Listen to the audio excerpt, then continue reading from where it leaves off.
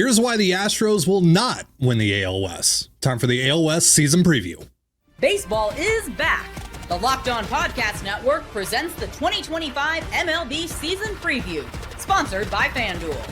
All the biggest storylines and breakout stars for all 30 teams. Will the champs repeat, or will another team shock the league? From the experts at the Locked On Podcast Network, it's your team every day. Welcome to the AL West season preview. We are joined by Locked On A's host Booney, Locked On Rangers host Bryce Paterick, one half of the Locked On Astros podcast Brett Chansey, as well as one half of the Locked On Angels podcast John Fish, and I'm your host from the Locked On Mariners podcast Ty Dane Gonzalez. The 2025 AL West season preview is brought to you by FanDuel. Right now, new FanDuel customers can get $150 in bonus bets if your first $5 bet wins. Today, these four gentlemen and I will decide which team in the AL West can make a splash or be trash. We'll also talk about the offseason move that changes a team's trajectory. We start, however, with the most important question of all, folks. Who wins the division? The Astros won it last year, of course. Mariners finished in second place, and the Rangers were a fairly distant third. But with everything that happened this offseason, or in the Mariners' case, didn't happen, but we'll get into that later. Feels like all three of these teams are kind of, bunched together. So who do we think overcomes the other two? Or does anyone dare to try and make a case for the A's or the Angels? Well, it's funny you say that because on the A's point of view, they have a very talented young group of players. They've got no expectations on their ball club whatsoever. And I think they're going to play like they have their hair on fire. And I think they're going to be a little bit more than the pesky A's. I think they're going to probably squeak into the contention for this division early on. And now I don't know if that sustains. But of course, I'm going to take my homerish take that I think that the Astros will win this division this year. But I do think that it is a three-team race, the Astros, the Rangers, and the Mariners. I think the Mariners maybe at the trade deadline get some help, hopefully with their offense because they have a crazy good pitching staff. And the Rangers are looking scary good in the offseason, and I think they're going to be hitting a lot better. And I am reminded daily by Rangers friends of mine that Bruce Bochy wins a title, doesn't win, and then the next year after that wins a title. So I hope that trend doesn't continue. But of course, I've got the Astros edging out the Rangers to win the division. But you know what? That's why we play 162. So I think more than one team has a shot this year. I think the AL West is going to be a really fun divisional race because there's a ton of storylines. And the Angels, don't forget about the Angels. They've got some really cool storylines. You say Kikuchi. I would like to see what he does this next year. Hopefully for them, he can replicate what he did with the Astros in the second half. Yeah, it's interesting. Oh, sorry, Bryce. I was just going to say with the Angels, they did that thing that they did 2 years ago where they had kind of a good season until everything fell apart, which is, classic Angels season. But it was Trout got hurt, Rendon got hurt, and the typical storylines. But it was a lot of moves that year, like bringing in Gio Urshela that aren't going to light up the world, but are the kinds of guys you need on the team. And so for this year, bringing in Kikuchi and Hendricks, having Yohan Moncada over at third base, kind of just having some subtle moves that aren't going to light the world up. But at the same time, I think that keeps you from going from Zach Neto to some guy who's only had 32 major league plate appearances playing shortstop for you. So I think that they'll have a better season certainly than last year. Really counting on Trout to be healthy. He's slimmed down. He's not as bulky and muscular as he used to be. And so I think that's going to help him stay on the field, and that move to right field, I think, is going to help him as well. Yeah, I think this AL West is going to go from one of the worst divisions in baseball last year to one of the better ones. Probably not the best, but at least much, much better than they were last year. We were all thinking at the beginning of last year it was going to be another, three-team race like it was in 2023 of Rangers and Mariners and Astros. And then it just looked like, okay, well, it's just the Mariners division. And then they, really tripped over themselves down the stretch, and the Astros really Thanks for the reminder of that. Caught fire. I figured you might have forgotten. I figured you could use it. Hey, my team was boring and bad down the stretch, and I don't know if I'd take boring and bad versus tripping over your feet and coughing up that division lead. But I mean, the Rangers are going to be so much better this year. I mean, I think whether the Bruce Bochy every other year title trend continues, I don't think the trend of the Astros being tops in the AOS is going to continue. I mean, the Mariners may not have done anything in the offseason, but their pitching staff is just too good. And having a full year of Randy Rosarena, having a better year from probably the best player in this division in Julio Rodriguez, coming off of a couple of, inconsistent seasons, but still, he's just so talented. And if they hit really at all, I think they're going to be really, really good this year. The Astros just lost too much. They just didn't replace enough. And Jose Altuve is getting older. So much of this pitching staff is getting older. They got rid of Kyle Tucker, who was just incredible. And the pieces they got back are fine. Maybe for the long term, Cam Smith looks like a really bright future player, but Altuve is getting old. I mean, their best hitter, Yordan Alvarez, has trouble staying on the field, and the Rangers, they just keep getting better. I mean, another step forward from Wyatt Langford, having a healthier season from the offense, having Jacob deGrom pitching for a full season, in case people kind of forgot who that guy is. Plus, with Rocker and Leiter coming up, Jack Leiter and Kamar Rocker, two of the Rangers' top pitching prospects. I mean, this Rangers team is most definitely slated to make a big jump this season. And the bullpen, while they had two good relievers last year, have a more solid, more deep bullpen. It might not be as flashy as a Kirby Yates with a 1.17 ERA, but I think this Rangers team is most definitely poised to win the AOS. And even if they don't, well, we see in October that doesn't really matter all that much, does it? My take is going to be a little bit of controversial and a little bit of surprising to a lot of listeners, and you'll understand why after I say it, but give me a minute here. I think and I'm not saying this just because a host of the A's or a homer take. I think the A's are going to win the West, and not only win the West, I think they're going to run away with it. And let me tell you why. Last year, the big optimism with regard to the A's coming into this year was a 500 record in the second half. Well, it's actually a lot better if you really look at it. They had an awful September with a lot of September call-ups. July and August, they were 29-22 and literally gave away 3 games, 2 to Anaheim and 1 to Cincinnati. I mean, gave them away. I mean, I'm sure everybody has that story. Point being, at the 29-22 record, I believe they had the 5th best record in the American League. And if you count what was supposed to happen, if call-ups here and call-ups there, I mean, you're looking at one of the best records in all of American League. We're better this year. If you look and stop considering the A's ownership and the move and playing in a minor league ballpark, player for player down the line, we are extremely, extremely talented. Obviously, like everybody else, we have to stay healthy and pitching has to hold up. I mean, I think that's everybody's story. I agree with all you guys. I think the West is going to be so fun. You're looking at Seattle as, I don't think there's much of an argument here, is probably the best pitching staff in all of baseball. When you're looking at Texas, Eovaldi and DeGrom, speak for themselves, and that lineup is ridiculous. The Astros are the Astros. And the Angels are young and they're up and coming, and Mike Trout's still there. So they are off the charts. I think it's going to be a fun division, but if you really, really look at the A's roster, lineup, pitching staff, bullpen. Don't forget the bullpen. Last year, it was ranked one of the best in baseball. We're better this year. I love the Leclerc pickup. I love Miller in the 9th. It's almost going to be a 7-inning game for as I consider. I think everyone's sleeping on the A's, and they're saying, hey, they're going to be better. They're going to be improved. No, I think we're going to be a lot better than what you think. I would compare it to, and I'm not saying it's going to be this, but something similar when the Giants won 107 games a few years ago. I'm not saying the A's are going to win that many, but how that came at a big surprise and out of nowhere. The A's are going to be that good. We'll see what happens. We have to stay healthy. Everybody has a story.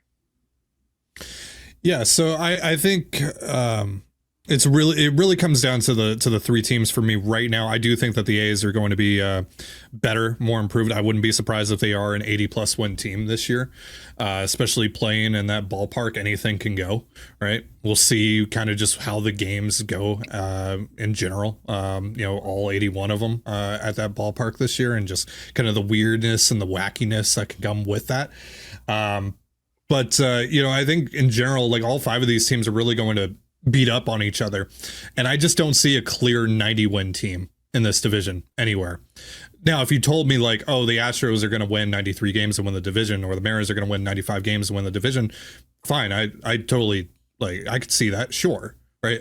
I think the Rangers, the Astros, and the Mariners are all talented enough to do that, but I think that they're going to beat up on each other so much, and the Angels and the A's are also going to be incredibly pesky. I mean, last year the Mariners lost 6 games in a row to the Angels, and had they won maybe 2 of those, it's probably a whole different conversation about the Mariners season. They went 8-5 against the Mariners, by the way. 8-5. Yeah, Just want to put that out there. I'm fully aware. I'm fully aware of that. Yeah. So, you know, and if had they won, you know, a couple of extra of those games, and if, you know, Willie Calhoun didn't exist, then hey, maybe the Mariners are in the playoffs. Shout out former Ranger great Willie Calhoun. Don't worry, he's not on the Angels this year. Ty, don't worry about it. Who, by the for some reason, no one's picked that guy up this year, as far as I'm aware. He's playing in Mexico, I'm pretty sure. I still have a sleeve in one of my baseball card binders full of Willie Calhouns that at one point were worth quite a bit. So I'm gonna take the Rangers in the division. I think they had the best off season. I think they have one of the better off seasons of any team in baseball this year, which honestly says a lot more about the state of the game than what the Rangers did. But I think the Rangers did have a really nice offseason and added some really nice complementary pieces, like the Lau or the Lowe. Sorry, I always get Brandon Lau and Nathaniel Lowe mixed up. But I like the Lowe for Garcia deal, and then essentially replenishing Lowe's role with like Berger and Jock Peterson. I think that was a really savvy move, and I think they are the most balanced team in the West right now. But again, I could see it being any of these 3 teams. I could see any of them exploding, but I also kind of feel like it's just going to come down to whoever gets to 87, 88 wins. So on that note, let's get into the over-under win totals for the AL West from our friends over at FanDuel. So they have the Astros at 86.5, Rangers at 85.5, as well as the Mariners at 85.5, the Angels at 72.5, and the A's at 71.5. We're all obviously an optimistic bunch about our teams, but is there anyone here who thinks their team might hit the under?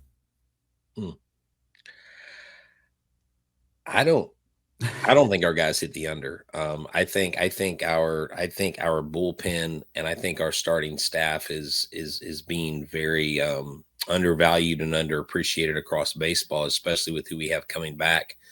Fromber, Hunter Brown, Spencer Arrighetti is going to be a top 10 in Ks per 9 this year easily. And I think with what we got back with Walker also signing in Paredes, I just think we replaced 60 potential home runs with 22 home runs. And I think Cam Smith makes a vie for Rookie of the Year if he gets either makes opening day roster or gets a call up. The kid's that good. So I don't see an under for my guys unless, look, would we like, you know, what we're like a year or two removed where we had like 6 guys on the IL in our pitching staff, right? So if the injury bug hits, I can see the Astros going under that. I honestly think they win between 91 and 93 games, but I don't know. What was the A's total? 71.5. Oh, wow. They're going to be way over that. They're going to be way over 71.5. I feel pretty confident about that. Yeah. Well, me too.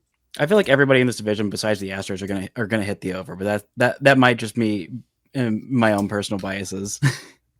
We'll get into this a little later on in the show. But yeah, you could tell me like the Mariners win 77 games this year and I'd be like, yeah, that makes sense. You tell me they won 95 games this year, I'd be like, yeah, that makes sense. So it's possible they could hit the under. I wouldn't be shocked by it. This team just doesn't have the depth to withstand significant injuries. So if that happens, then yeah, we could easily see them hit the under, even with how great this pitching staff is. But fingers crossed that they hit the over. I mean, you with regard to the A's, I mean, the whole thing with the A's, you're looking at guys that haven't been real stars yet, right? Lawrence Butler had a humongous second half last year.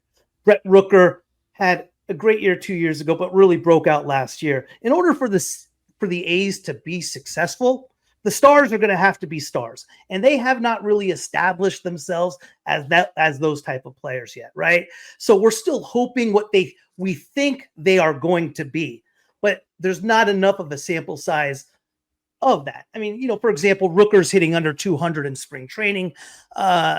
He hasn't been great whatsoever. We have a prospect in Soderstrom is at 150. Again, it's spring training, But when you're looking at players that you think who they can be with a small sample size, it's always a little scary. So with that being said, yeah, I think the A's are going to be really good, but that's based on stars being stars. And they got to be the players they were last year.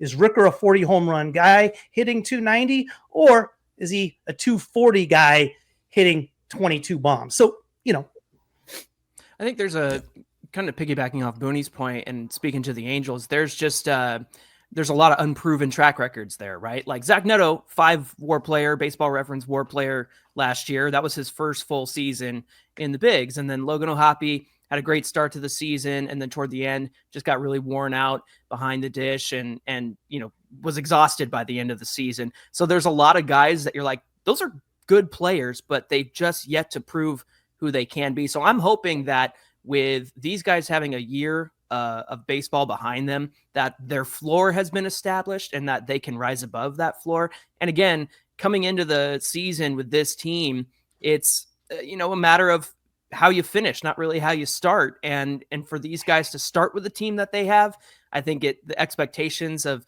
their win total makes sense. But I'm going to take the over because I think that a lot of those young guys take a step forward now that they have a year of baseball behind them and really step up and prove something and have some veteran presences around them. Travis d'Arnaud, Jorge Soler, hopefully Mike Trout stays on the field. I think that's going to be really beneficial to the offense. And then as far as guys like Kikuchi and Hendricks really helping along the young guys like Jose Soriano and probably Reed Detmers or Jack Ohanowitz, I think that the veteran presence mixed with the potential of the young guys, I think is going to help the Angels at least be 500. I think that would be a really good step in the right direction for them. Yeah. All right. Coming up, the offseason move that, go ahead. I was just gonna say something real quick about, I really like what the A's and Angels have done. Why I think they're gonna be much better is because they added more of that depth with the Angels. They always, took those big swings for the stars in the offseason, like a Josh Hamilton signing, like way back in the day, like a Rendon signing to try and get just that one big guy. But I feel like they've done really well of just raising that floor, of having more complementary pieces. Same with the A's of just adding more talent. I just don't think there's enough depth on either of those teams to compete just yet, but they're not a bottom of baseball team, either of those teams. They're going to be a solid team. All right, well, coming up, the offseason move that changed the team's trajectory for 2025. It's the AL West season preview. There's nothing like the energy of an MLS match, the chants, the atmosphere, the last-minute goals. If you want to experience it all live, Gametime makes getting tickets easier than ever. With last-minute deals, all-in pricing, and a lowest price guarantee, Gametime takes the guesswork out of buying MLS tickets. Plus, ticket prices actually drop as kickoff gets closer, so you can score amazing seats at a great price. I love that I can see the exact view from my seat before I buy, so there's no surprises when I get to the stadium. Gametime also has event cancellation protection and even job loss assurance, so I can buy with confidence. Take the guesswork out of buying tickets with Gametime. Download the Gametime app, create an account, and use the promo code LOCKEDONMLB for $20 off your first purchase. Terms apply. Again, create an account and redeem the promo code LOCKEDONMLB for $20 off. Download Gametime today. Last minute tickets, lowest price guaranteed. This is the AOS season preview. So fellas, Shohei Ohtani left the division last year. Now Kyle Tucker has left. So who does that leave as the best player in the AL West? Is it Yordan Alvarez, Corey Seager, Julio despite the down year, Lawrence Butler after the breakout year? Or is there still an argument to be made for Mike Trout? Well, I think you have to automatically go to Yordan Alvarez as one of the top 3 or 4 left-handed hitters in the league. I think one of the top 5 hitters in the league. And I would find anyone having a hard case to make against that. Yordan Alvarez, the lone lefty on this starting roster. I like Yordan Alvarez, but it's definitely no disrespect to Trout or Julio Rodriguez or Corey Seager. We've got some, and Butler. We've got great stars on each of the teams, but I'm thinking Yordan would be top guy in our division just because of what he's done so far to this point in his career. I think it's got to be Seager. I think it's just got to be Seager. I mean, Yordan might be a little bit better of a hitter than Seager, but he's a legitimately good shortstop while also being a top 5, if you're a hater, a top 10, no worse than top 10 hitter in baseball. He plays legitimately good shortstop. He hits lefties, he hits righties, he hits fastballs, breaking balls, any kind of pitch, any location. He is just too good. And the only reason I might find an argument against that is only because Wyatt Langford is up and coming. And by the end of this year, I feel like he's going to catapult himself into that conversation. But Corey Seager, 2-time World Series MVP, he's just too good to not be the best player in this division. And I think it's not particularly close, unless Mike Trout is actually fully healthy. That's the big question too. Is Mike Trout going to be healthy? You mentioned it earlier. He was just a big bulky guy. And I think him trimming down the season is going to be easier on the knees, the legs, all the stuff that's plagued him over the last couple of years. And that's the thing. It's not a consistent injury. It's like, oh, the meniscus. And then the other last year was the hamate bone in his hand. So just a bunch of freak injuries. So I hope that with him trimming down, he's going to get back to being Mike Trout. He might not be the, home run hitter that he was when he was swole, but I think if he looks more like he did, in those mid 2010s, and he's lean and mean, and he's able to stay on the field and play healthy, if Mike Trout gets a full season, I think he's in the MVP conversation. I think top 3, if you're looking at the players, I think it's Mike Trout until it's not Mike Trout. And then Corey Seager, I got Lawrence Butler, and then Yordan Alvarez, absolutely. Everyone's forgetting about Altuve. The guy just keeps doing it and doing it and doing it. So if I was to pick 5 players, those would be it. But could you really put Lawrence Butler over Yordan Alvarez? I did. Oh. I did. Okay. As far as hitting wise, if you're going to look both sides of both sides, Yordan Alvarez absolutely is one of the best hitters in all of baseball. But him just being, that's why I don't have Rooker there either. Him being just designated to that DH spot is the reason why. I think Julio could absolutely be the best player in the division. He just hasn't proven that he can be yet, right? Or that he is yet, rather. The last 2 seasons for Julio have been a story of 2 very extreme ends of the spectrum. Where last year, for example, for the first couple of months, he was just objectively bad. Not for his standard, just in general, he was just bad. He had like 7 extra base hits in the first 2 months of the season or something like that. That's not the guy that Julio needs to be. But like what happened in August of 2023, Julio exploded at one point in the season, and the overall numbers looked pretty solid at the end of the day. He was a 4-win player. Like, that's a really good year for most players. But we know that Julio can be significantly better than that. We know with all that talent that Julio has, he's an elite center field defender. He's a guy that can easily be a 30-30 or more player, that he can be an 8, 9, 10 win player and be an MVP candidate at any given moment. We just haven't seen that yet. We haven't seen the consistency yet. That's what I'm hoping to see this year. And if there is more consistency from Julio, then I think the answer is pretty clear here, who the best player is in the ALS, just from an overall standpoint, across the board, 5 tools. But until he can prove that he can do that, I just don't feel confident, even as a Mariners fan, to say that he is the best player in the ALS. He has the most potential, I would say. That's how I would put it. So right now, I think my pick would be Corey Seager or Yordan, because I fear Yordan Alvarez. But all right, so let's talk about the best and worst offseason moves in the division. And the answer to me is pretty simple as far as the worst goes. It was Mariners ownership deciding to give its front office just $16 million to spend this winter instead of, crazy idea supporting the deepest rotation in baseball. But this is my therapy session. So any others come to mind, or who do you think had the best move this offseason?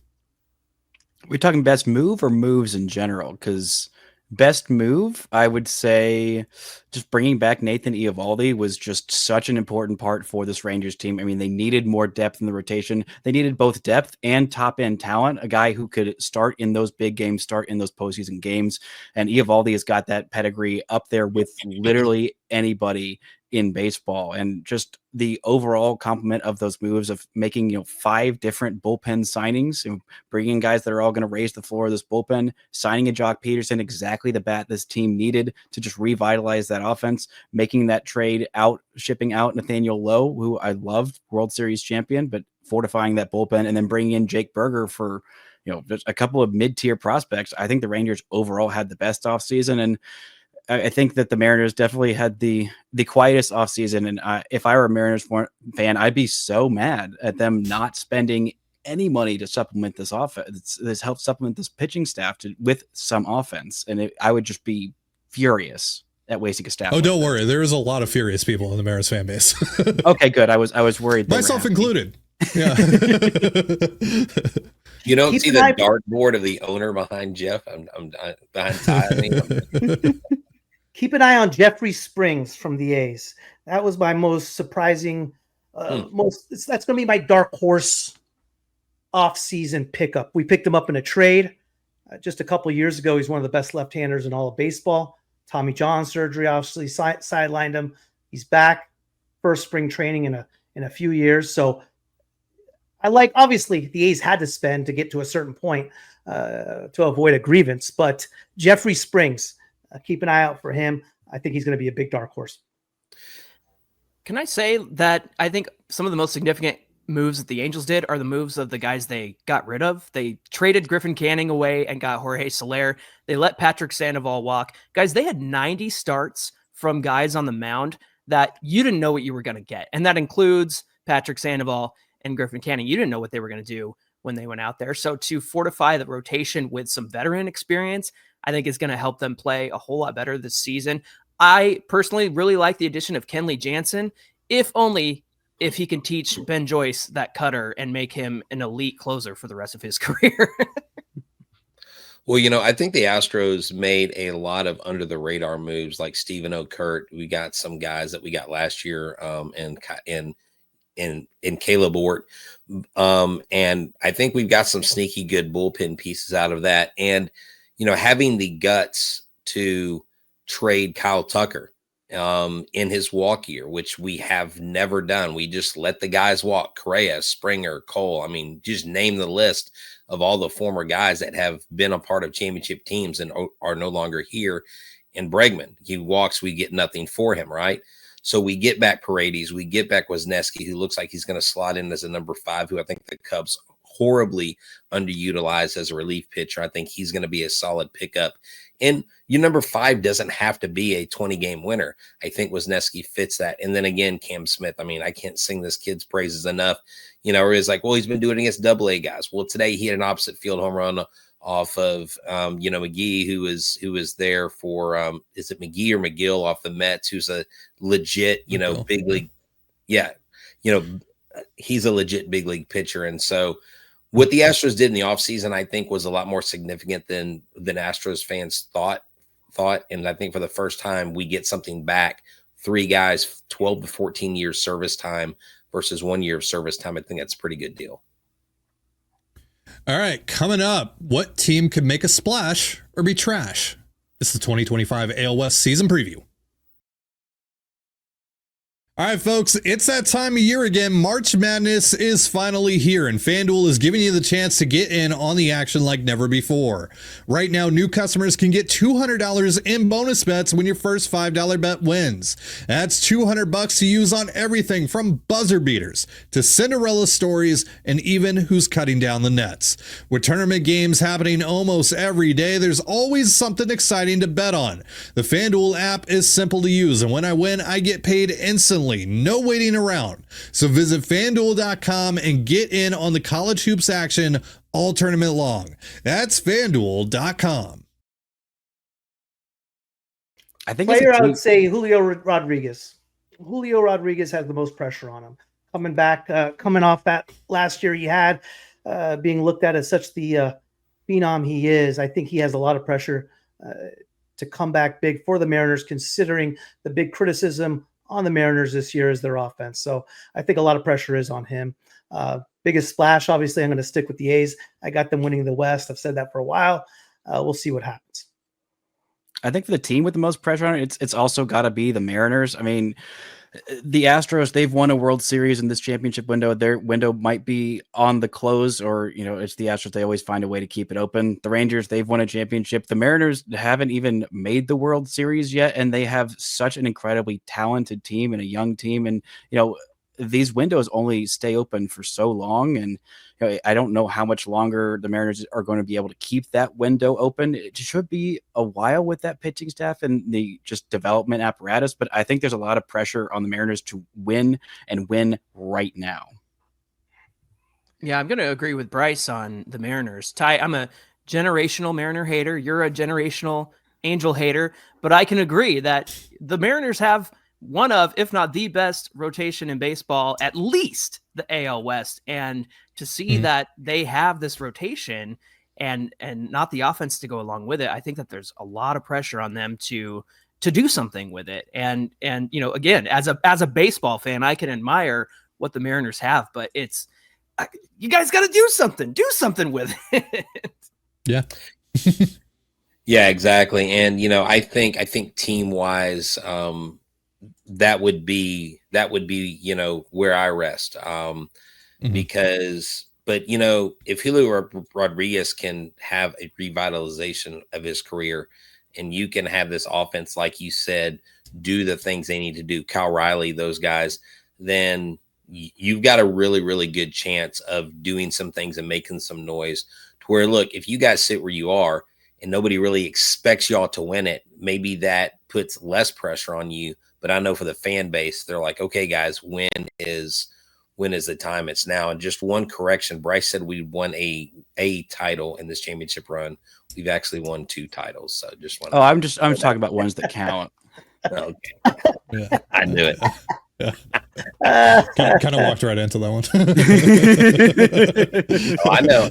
I saw where that was coming from. So yeah, I mean, this is kind of the Mariners topic, right? It's very clearly them, because we've already seen what their spending habits are. Mariners ownership has made their stance very clear on what they're willing to spend and what they're not willing to spend, and who they're willing to spend it on and who they're not willing to spend it on. And this rotation is starting to get older and more expensive. Logan Gilbert's going to be ARB 3 this winter. He'll only have 2 years left of club control at the end of this season. George Kirby will have 3. Julio is now making the peak of what he's going to make over the course of his contract. Cal Raleigh is going to get more expensive. They'll have 1 year left of Randy Arozarena if he doesn't get traded before season's end. This is kind of the window. Now, they do have an influx of talent coming up, specifically on the offensive end of things here over the next year or two. But are they actually going to be able to kind of bridge that gap between this contention window and the next one, especially if they're not willing to spend? And so this year, it's a big year for just getting back on the horse, right? Like being able to actually get back into the playoffs and let this and see what this rotation can do in the postseason. Because I mean, pitching is the great equalizer in October. And if the Mariners get to October, even last year with how bad they were and how mediocre and just frustrating they were to watch last year, if they had just snuck in, you felt pretty good about their odds, just giving who was going to take the ball on a night-to-night basis. So really all this comes down to is just giving that rotation a chance to pitch in October. And hopefully they're able to do something at the deadline to help this offense out, which, look, if Julio, and I would say Julio has the most pressure on him as a player from this standpoint as well. If Julio can be that guy that he absolutely can be, which is, a 7, 8, 9 win player, an MVP candidate, then that can help mask some of the deficiencies on this roster. It makes getting production out of third base or second base a lot less important. But if he's a 4 to 5 win guy again, then you need Jorge Polanco to produce. You need Ryan Bliss or Cole Young or Dylan Moore or just someone to produce at second base. There's just so many question marks that can be easily answered with a couple of solutions, but there are quite a few ways this could quickly go sideways for them as well. And if they don't make the postseason again, this probably means more firings. Scott Service got fired last year. This might mean that Jerry DiPoto is out, Justin Hollander is out in the front office, which would honestly make a lot of Mariners fans happy. but knowing this ownership group, can they actually find someone better to replace those guys? Who knows? So, especially with the reputation that ownership has built for themselves, how many GMs want to sign up for that? So, let's talk splash or trash. Which of these teams could you see winning, for example, 85 plus games or losing 85 plus games? And you go, yeah, that makes sense. 85 plus. That means I'd say the A's, just because anybody's one or two injuries away from, being really bad. The A's, I think if things break right, they could be fantastic. I think 85 wins for me is probably their ceiling, just with the guys that they're dealing with. The rotation is well upgraded. I love the Leclerc move for them. Shout out Jose Leclerc going on an absolute heater in 2023. Shows you how random the postseason can be at times. And I mean, their lineup is good. I just don't think it's quite deep enough to win, in that 90 win kind of range. And if they have an injury to like a Lawrence Butler or to, say a Brent Rooker, or if, they can't get a whole lot out of Jeffrey Springs, which I think in terms of innings wise is entirely possible with him coming off of that injury. I think it's possible they have like the widest range of outcomes of anybody in this division, because I don't see a scenario where the Astros or the Rangers or the Mariners lose 85 games. And I see a pretty likely scenario where each of those teams could win 85 plus games. Yeah, I think so too. Just for the A's, is that, they are young. They did bring in Severino. They did bring in Springs. They do have a veteran presence. They're not, they didn't just show up, but at the same time, when you do have teams that are chock full of veterans through the long haul, that's where I think you get on the, the side where the A's could trip up, not because they're not talented, not because they don't play well, but just that lack of experience, maybe that lack of depth. But that does seem to be, the widest range. Maybe the Angels too, because, the Angels have, underperformed. They will go through a 3 or 4 week stretch where they're just beating everybody and then they just disappear. And maybe with Mike Trout losing the weight, staying healthy all season, maybe that's the charge they need. I mean, this guy's stayed through this team through thick and thin, and he takes a lot of crap on the chin for it. Why don't you go somewhere else? Why don't you play somewhere else? Why don't you go play with Bryce Harper? He stayed. He's the statue at the end of his career outside that stadium. So if anybody can bring a team together, Mike Trout, this would be a good year, and that could be a wide range on the upside for the Angels if they are to do something positive. Yeah, I think they have the widest range, upwards and downwards. It's funny, they didn't play the AL West until May, and it was against the Rangers, and that was after Mike Trout was already injured. And in the first half, they went 500 against the West with that version of the team 2024, which wasn't very good.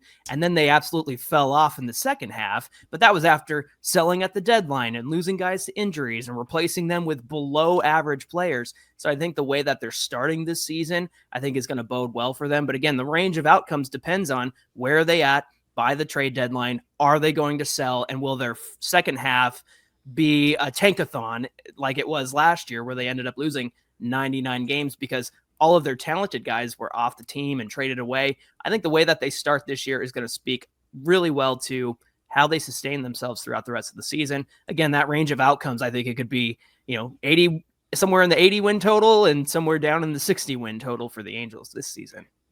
I'm concerned about the darn Mariners, man. I mean, with that pitching staff from top to bottom, it is just name after name and just filthy stuff night after night. And unfortunately, we open up against them with a 4-game set in Seattle, and we got to face that staff. So it's just, that's all I think, is that there's no weaknesses with regard to that staff. And I think the hitting's going to come around. I think Seattle has the potential to have a huge year, and I think they're built to win. Again, if the hitting comes around, which I think it will. I think this Mariners team could win 90 plus games again, like I said earlier. And if you told me that, I go, yeah, that makes sense. That rotation, Julio figures it out, is more consistent this year. Maybe you actually get some production out of Mitch Garver, Jorge Polanco, etc. Yeah, totally. Like if they won 95 plus games, I'm like, totally get it. And they made some trades at the deadline. Yeah, absolutely. If you told me yeah, they won 80 and they missed the playoffs and people are getting fired, I'd be like, yeah, that makes sense too. So yeah, I know this has been very Mariners centric, this segment, but like, I think they're kind of the ideal answer for a lot of these questions that we're asking today, just because of the position that they've ultimately put themselves in. So it's unfortunate, but also the talent level on that roster is immense. They're such a weird team to cover. I got to tell you, as someone that talks about this team on a daily basis, very, very weird team to cover. Hey, lots of content, lots of ideas, lots of things to talk about for sure. Except for player acquisitions this winter, Bryce. Yeah, well, theoretical player acquisitions, I mean, off the charts. For real, those Fan Fiction Friday episodes going crazy. You did it. No, yeah, that was great. I was like, I love that. And just like, you know, Ty, like I like the ideas y'all come up with the fan interaction stuff. We got a little fan hot takes thing coming up this next week. Hopefully we get some videos in. But yeah, no. You guys got fans? Oh yes, no, we do. We have fans. Jesus. They're about Wow. 36 inches high, and there's much of a waist. Unbelievable. That's not well, all right, guys. Want to thank you all for doing this with us, and thank you for watching. That's going to do it for us. For all the division previews for the 2025 MLB season preview, subscribe to Locked On MLB on YouTube or wherever you get your podcasts. And for more on the Mariners, Rangers, Astros, Angels, and A's, subscribe to Locked On Mariners, Locked On Rangers, Locked On Astros, Locked On Angels, and Locked On A's on YouTube or wherever you get your podcasts. Part of the Locked On Podcast Network, your team every day.